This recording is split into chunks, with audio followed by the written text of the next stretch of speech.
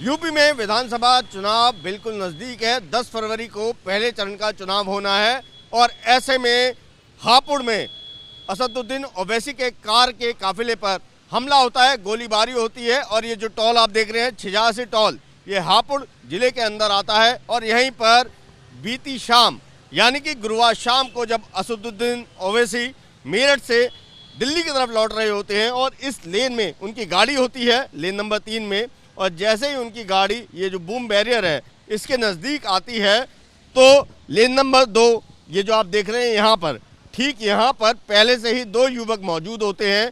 उसमें से एक युवक जिसने लाल रंग की जैकेट पहनी होती है वो असदुद्दीन ओवैसी की गाड़ी पर गोली चलाना शुरू कर देता है और उसका जो साथी होता है सफ़ेद रंग की जैकेट में, वो भी उनकी गाड़ी पर गोली चलाता है।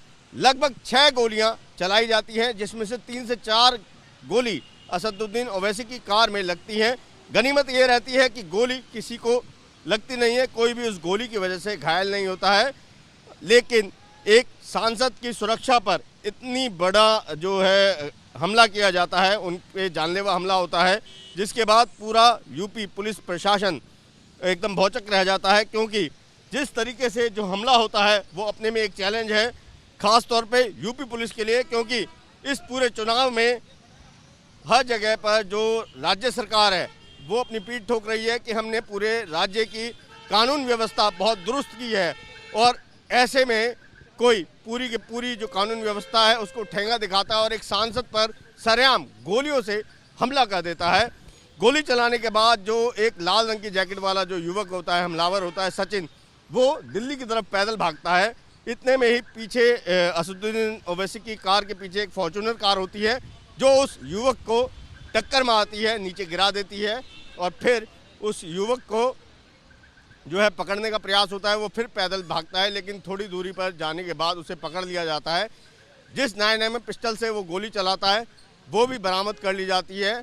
और जो उसका दूसरा साथी है शुभम, वो इस तरफ यानी मेरठ की तरफ वापस भागता है और फिर जो है देर रात हापुड़ पुलिस उसे भी गिरफ्तार कर लेती है।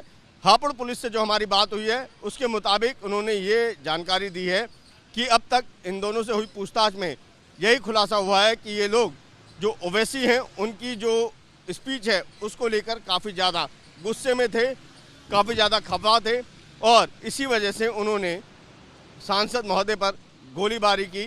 उन दोनों का ये कहना है पुलिस के सामने कि वो कल मेरठ के किठौर में भी मौजूद थे जहां पर ओवैसी की स्पीच थी, वहीं से वो लौट रहे थे और उन्होंने बीच रास्ते में भी हमला करने की कोशिश की थी, लेकिन कहीं मौका नहीं मिला। ये जो टॉल आप देख रहे हैं इस टॉल में जो है यहाँ पर काफ़ी ज़्यादा शाम के समय लाइन होती है, इसलिए उन्होंने जैसे ही यहाँ मौका मिला यहाँ पर उन्होंने वारदात को अंजाम दिया है। पुलिस का ये भी कहना है कि अभी तक ये जानकारी नहीं मिल पाई है कि ये दोनों किस संगठन से जुड़े हुए हैं, ये अभी पता लगाया जा रहा है।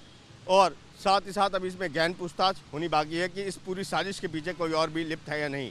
कैमरा पर्सन अजीत चाको के साथ अभिषेक रावत, एबीपी न्यूज़ हापुड़।